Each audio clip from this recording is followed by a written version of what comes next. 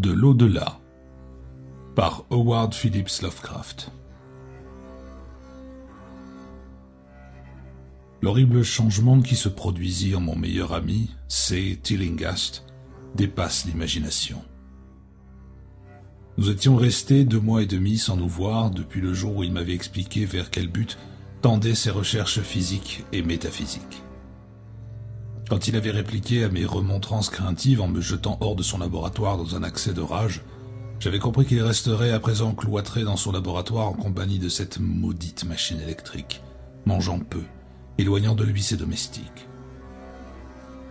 Toutefois, je n'avais pas pensé qu'une brève période de 10 semaines pourrait modifier, défigurer à ce point une créature humaine. Il n'est guère agréable de voir un homme corpulent s'émacier brusquement, de constater que sa peau devient jaunâtre, que ses yeux s'enfoncent, se cernent et prennent des lueurs inquiétantes, que son front se couvre de veines et de rides et que ses mains sont agitées d'un tremblement convulsif.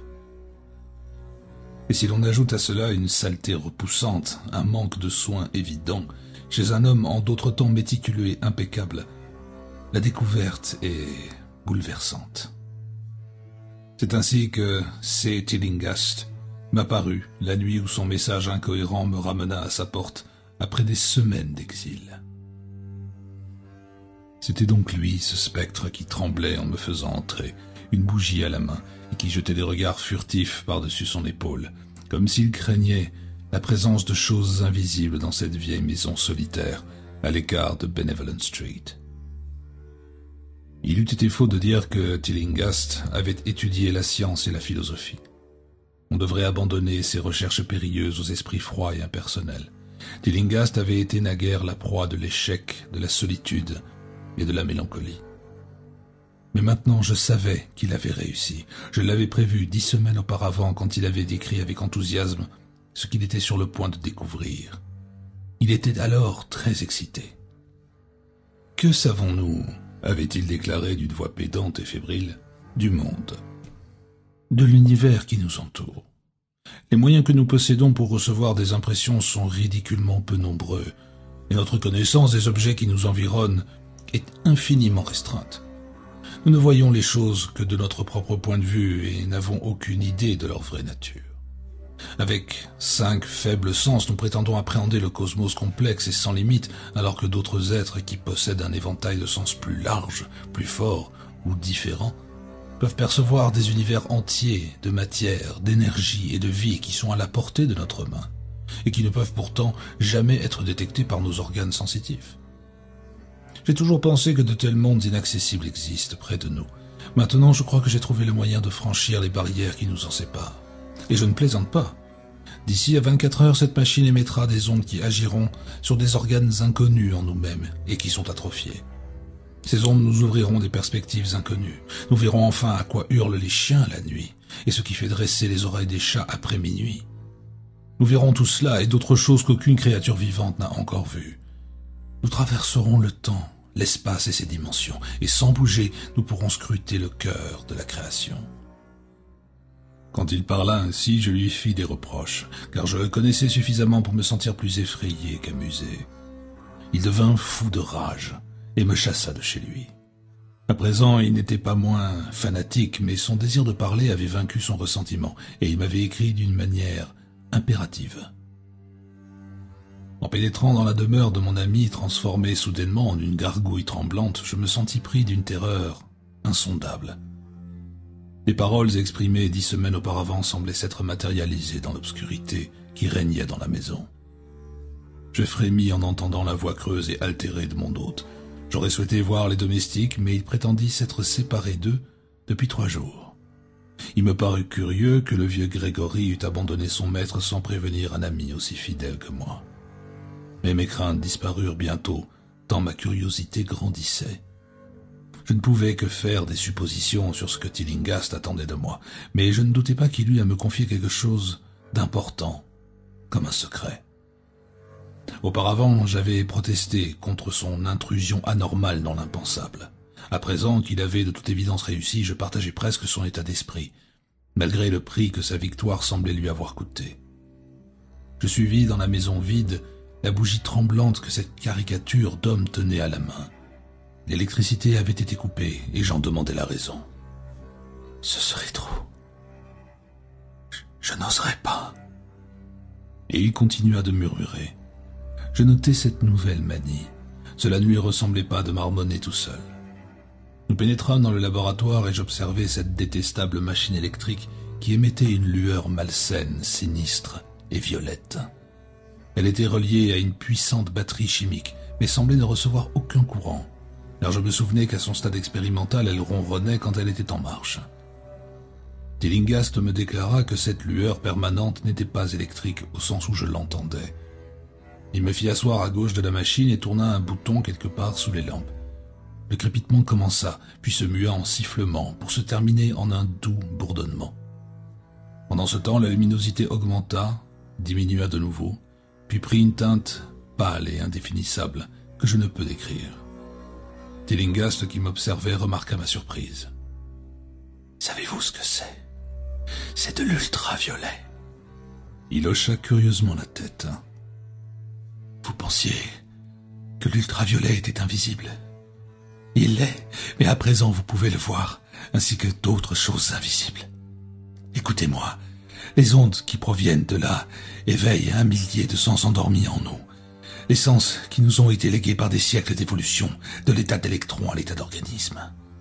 J'ai vu la vérité, et j'ai l'intention de vous la faire voir. Vous vous demandez quel aspect elle aura, je vais vous le dire. Tillinghast s'assit en face de moi, éteignit sa bougie et me regarda avec une effrayante fixité.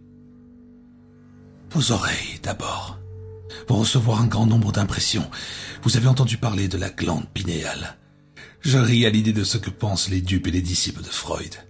Cette glande est le plus grand des organes des sens. Je l'ai découvert. C'est comme une vue sans fin qui transmettrait des images au cerveau.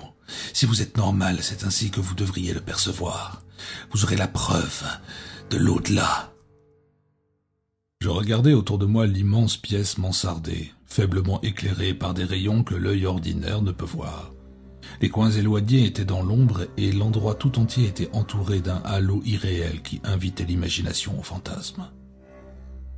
Pendant le temps où Tillinghast resta silencieux, je me vis dans un temple peuplé de dieux morts depuis longtemps, un édifice à peine imaginable, aux innombrables colonnes de pierre noire qui s'élevaient d'un sol de dalles humides jusqu'à des hauteurs nuageuses, hors de mon champ de vision. L'image fut très nette, puis laissa place graduellement à quelque chose de bien plus horrible, une solitude absolue, un espace infini où l'on ne voit ni n'entend rien. Le néant semblait s'être établi, et rien d'autre. Je ressentis une frayeur puérile qui me poussa à sortir de ma poche le revolver que je portais sur moi en permanence depuis la nuit où on m'avait attaqué à East Providence. C'est alors que, venu des régions les plus profondes du lointain, le son fit doucement son apparition. Il était très faible, avec de subtiles vibrations, assurément musicales, mais il portait une certaine connotation de brutalité qui me le fit ressentir comme une torture délicate sur tout le corps. Simultanément, un courant d'air froid passa devant moi, venu de la même direction que le bruit. Comme j'attendais en retenant ma respiration, je constatais qu'à la fois le son et le courant d'air augmentaient, me donnant l'impression d'être ligoté sur des rails à l'approche d'une locomotive gigantesque. Je me mis à parler à Tillinghast, et ce faisant, toutes ces impressions inhabituelles disparurent brusquement.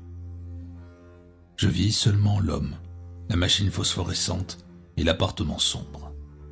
Tillinghast souriait sardoniquement en regardant le revolver que j'avais sorti presque inconsciemment, mais à son expression je fus convaincu qu'il en avait entendu et vu autant que moi, si ce n'est plus. Je lui dis à voix basse ce que j'avais ressenti, et il m'ordonna de rester aussi calme et réceptif que possible. « Ne bougez pas, car dans ces rayons on peut nous voir de la même façon que nous pouvons voir. Je vous ai dit que les domestiques étaient partis, je ne vous ai pas dit comment. Cette femme de ménage stupide a allumé la lumière en bas après que je lui ai averti de ne pas le faire. Et les fils ont capté ces vibrations concordantes. Ça a dû être terrible. Je pouvais entendre ses cris jusqu'ici, malgré ce que je voyais et entendais d'une autre direction. Plus tard, ce fut assez horrible de trouver ce tas de vêtements épars dans la maison. Les vêtements de Madame Updike étaient à côté du commutateur d'entrée. C'est ainsi que je sus ce qui s'était passé. Ils ont été tous atteints. N'ayez crainte, aussi longtemps que nous ne bougerons pas, nous serons en sécurité. Rappelez-vous que nous avons affaire à un monde terrifiant dans lequel nous sommes pratiquement sans défense. Ne bougez surtout pas. Le double choc de la révélation et de l'ordre qu'il venait de me donner me paralysèrent. Et dans ma terreur, mon esprit s'ouvrit de nouveau aux impressions venues de ce que Tillinghast appelait l'au-delà. J'étais maintenant dans un tourbillon de sons et de mouvements avec des images confuses devant les yeux.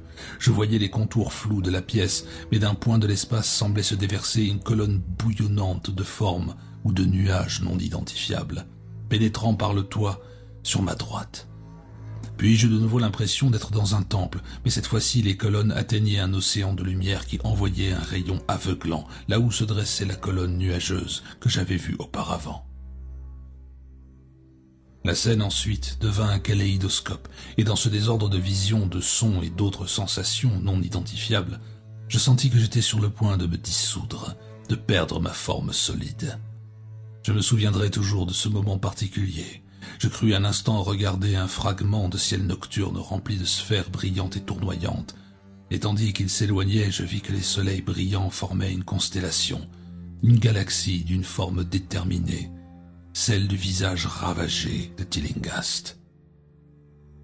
À un autre moment, je sentis ces énormes objets mouvants me frôler, et même traverser mon corps supposé solide, et je crus voir Tillinghast les regarder, comme si ses sens mieux entraînés pouvaient les saisir visuellement.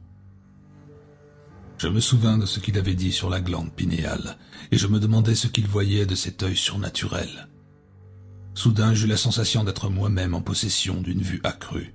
Au-dessus du chaos de lumière et d'ombre s'éleva une image qui, bien qu'imprécise, avait des éléments de consistance et de permanence. Quelque chose de vaguement familier, car la partie inhabituelle était superposée à la scène terrestre habituelle, de la même manière qu'une image de film peut être projetée sur le rideau peint d'un théâtre. Je vis le laboratoire, la machine électrique et la silhouette de Tillinghast en face de moi. Mais dans l'espace inoccupé par des objets familiers, il n'y avait pas une parcelle qui fût vide. Des formes indescriptibles à la fois vivantes et inanimées étaient mêlées dans un désordre repoussant, et auprès de chaque objet connu, il y avait des univers d'entités inconnues. Il semblait que toute chose connue entrât dans la composition des choses inconnues et vice-versa.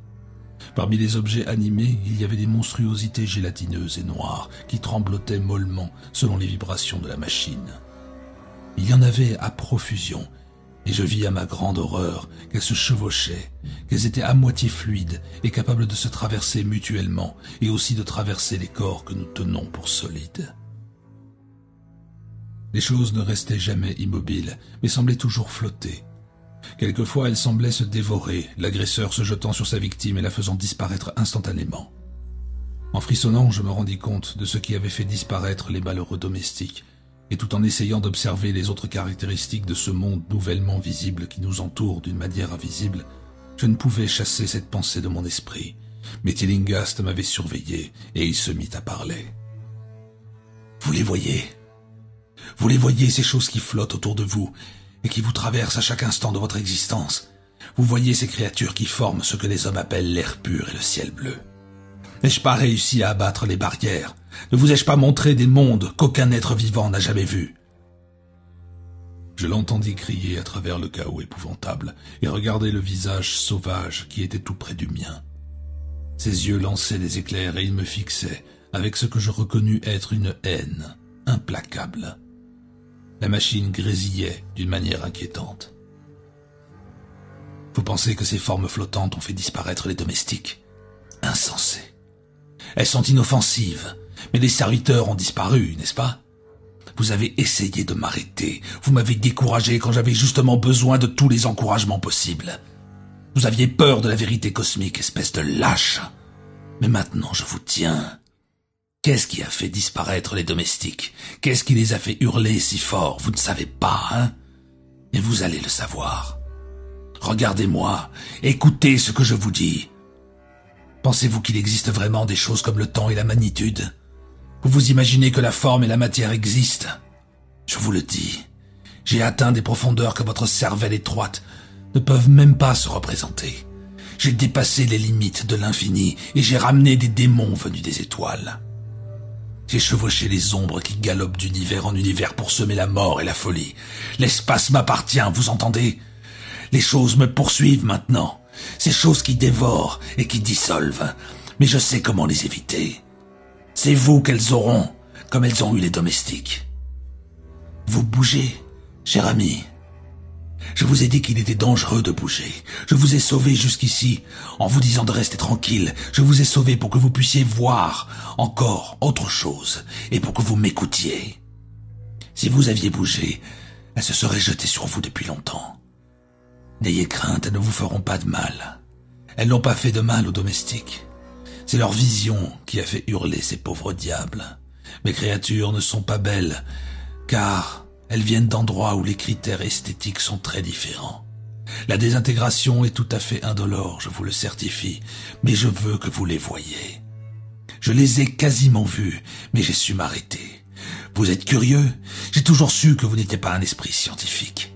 Vous tremblez de voir ces choses ultimes que j'ai découvertes. Eh bien, pourquoi ne bougez-vous pas? Vous êtes fatigué?